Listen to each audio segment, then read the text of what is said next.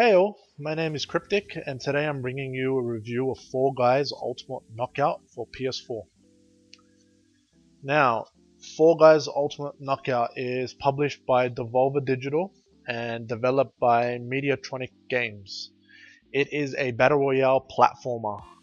I don't think I've ever seen or heard of a game in this sort of genre. Usually it's a battle royale shooter, third person or first person, but it is something new-ish, I guess, which is great. Gameplay wise, it's 60 players online battle royale. So it's yourself plus 59 other online players. The aim of the game is to make it through the obstacles and be the last one standing. If you are, you end up winning a crown or the crown, which you can use as in-game currency to purchase costumes, along with others which we'll get to later. The main controls for Fall Guys is X to jump, square to dive, and R2 to grab and hold. These are the only buttons that you really will use throughout all the different gameplay and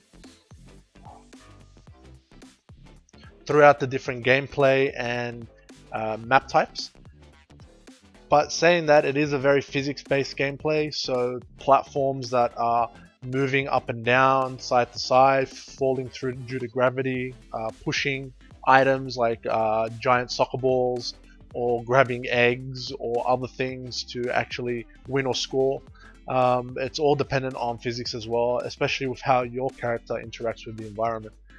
Your character will fall, will roll over, will do other things that you may not want them to do due to the physics based, and you can do that and affect other players as well and get them to fall over, roll around, and whatever you need to eliminate them essentially. A lot of the different gameplay types are races, obstacles to dodge different items coming towards your way, falling platform obstacles, and moving platforms like I mentioned earlier. A lot of these do seem to be RNG, random number generation. So in the case of one of the most common races that you'll do, where you're just doing a straight beeline down the track, and the main obstacles being these giant walls with doors, you don't know which doors will actually go ahead and fall down or break apart to allow you to go through. In some cases, it could be the middle door all the way down. In other cases, it'll change up from the middle door to the left door to the far right, etc. You never really know. Again, it's the random number generation sort of aspect of the game, which it uses in more than just the obstacles as well. A lot of the random number generation also affects the type of levels and games that you end up doing. A lot of them are random. You'll load in, it'll go through a whole bunch of different modes, cycling through them, and it'll just randomly pick one. You have no choice or control over which one it picks, which is unfortunate because a lot of the time when it does pick a game mode or a map, it's something you've just done previously already. You don't really get a chance to experience all the different game maps, all the different game modes that the game has to offer. And it does have quite a few. There are stuff now that I've probably put who knows how many hours into it now, and there are ones that still have not experienced. There's probably a good dozen maps with probably more combinations, as each map has its own sort of game modes attached to it.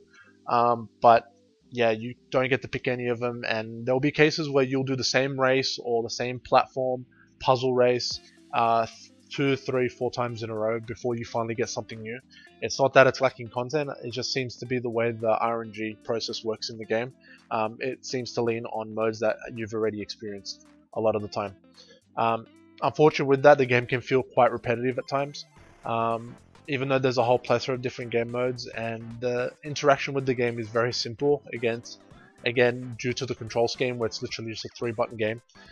It can get quite repetitive, so if you do get the same modes again, there are instances where you feel like you just don't want to play anymore, especially if you're playing on your own.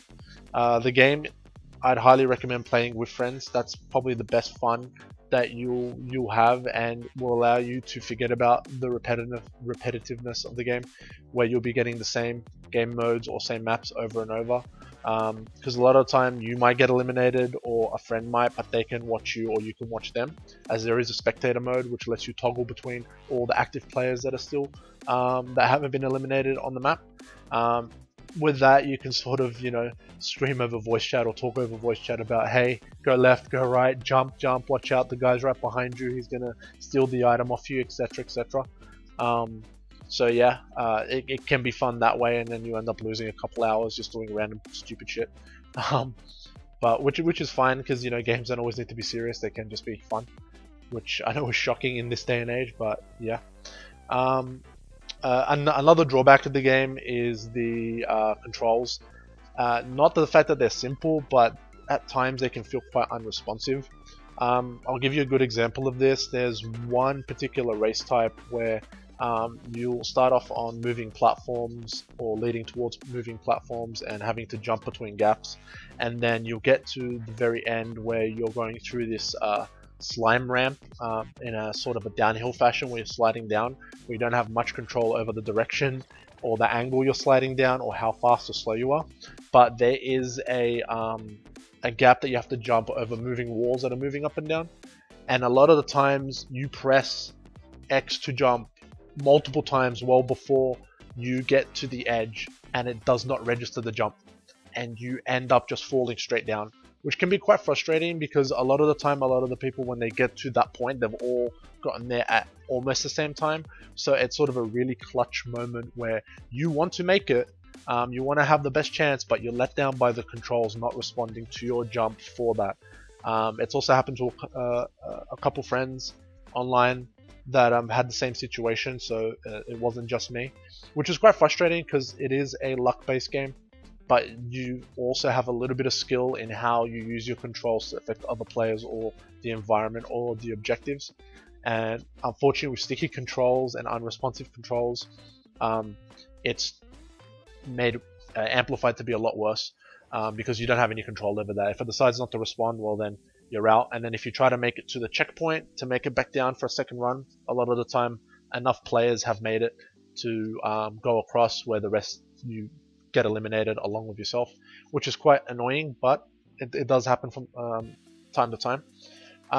In regards to server maintenance and game updates, the devs have been doing a lot of server-side maintenance, I'm assuming working on the server responsiveness, which might relate to why the controls seem like they're a little laggy or sticky at times. It could be the response from the server end registering your input or failing to register your input. But I believe last night it did go down maybe 2 times, maybe 3 times, which was weird because they'd report on their Twitter and social medias that it went down, that they've taken the servers down to do maintenance, but you could still jump on and play. So it was quite confusing what they considered to be down for maintenance when people could clearly still access the game and play, which is a bit weird, unless it was just unintentional, people weren't meant to access it while they were playing, or it was only for a few minutes. But yeah, they do seem to be quite active with the community to fix issues and get the game running as well as possible. In saying that, they did launch on PlayStation Plus for free for this month on August 4th, so they probably got a lot more players than they expected to. So they're probably beefing up the servers and to be able to accept as many people that are playing. I mean, you've got 112 million PS4 consoles out there. Let's say 50% of users have PlayStation Plus. That's still 66 million people. Not saying they've got 66 million people playing the game, but that does leave quite a large customer base that can easily access your game for free if they have a semi-decent internet connection. So hopefully they can fix all the server problems in the game, and then it'll be pretty fun. It does seem like the game is directed towards the streamers or the streamer audience, or streamers that want to play something goofy and get a lot of views on their streams. It does seem pretty friendly in that case, because you can just do really stupid stuff with the physics, and especially if, again, you're playing with friends, you can get up to all sorts of shenanigans with the game. In saying that, it does have quite creative costumes and personalization of the main character that you play. Everything ranging from like just being a pink dude in like a non-existent suit to all the way to like being a grilled hot dog or a fish tank or a scuba diver and a whole bunch of other stuff, random stuff. You can, I think there's even a chicken suit in the game. A lot of these are unlocked through completing rounds and getting token points and crowns if you are to win that session, like you were the last surviving person to make it to the finish line. Some items can only be bought with crowns, others can be bought with the purple currency that they have, which you get just for completing levels or just playing online, even if you were to get knocked out on the first one. Other stuff that you get are through the level up, so there is a level up system. The currency that you get, the purple currency, can be construed into pretty much being like experience. So you're gaining experience leveling up, and it's an experience that it's a currency that you can spend to purchase items through the store. Now, in saying that, there is microtransactions in the game, but they are cosmetic only, and it's only to buy more of the currency that you can see there. And from what I can see, it's only the purple currency or potentially the crowns, unless the crowns is something that you can only get through obviously just playing. You do get some of the reward tiers in leveling up are the crowns themselves, so which is good. You don't really need to pay any attention to the microtransactions at all, because they're just there to buy currency for the items already there, which seems a bit redundant because you get currency for doing just about anything. Even just participating in a match, you'll get some currency, and then you can, after a handful of matches, you've already got 2,000 to 3,500 worth of currency to actually purchase an outfit or part of an outfit that you want to customize your character, which is good. So all in all, if they can fix the bugs, if they can add more levels, fix the RNG, maybe add a voting system before a match, get players to vote between 3 different maps or modes before entering, so we could see all the maps it has to offer, all the gameplay that it has to offer, that would be fantastic.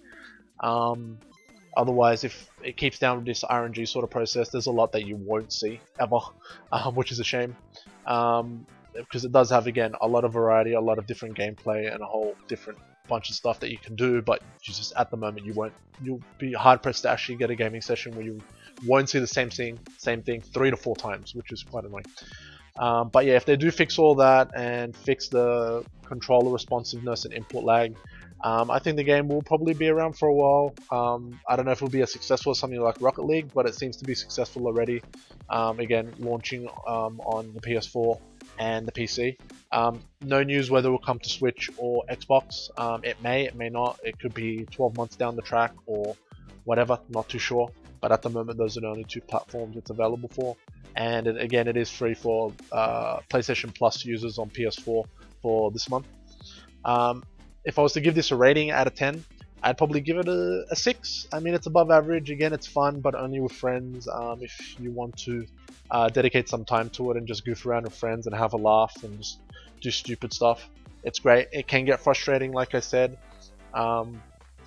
with the bugs and issues that it has with the controllers and responsiveness, etc., and not being able to see everything it has to offer.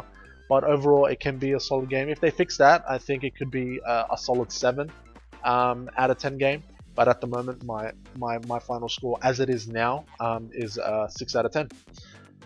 Thank you guys. Hope you enjoyed the video. If you did, please hit the thumbs up button. If you didn't, please press the thumbs down button.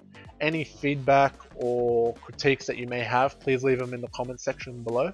And if you haven't already, please subscribe and hit the notification bell for new videos. I'm trying for at least 1 video a week at the moment. Some cases where I can, I'll try and do 2. But yeah, 1 video a week, and hopefully we can keep this thing going. Thanks guys. Bye.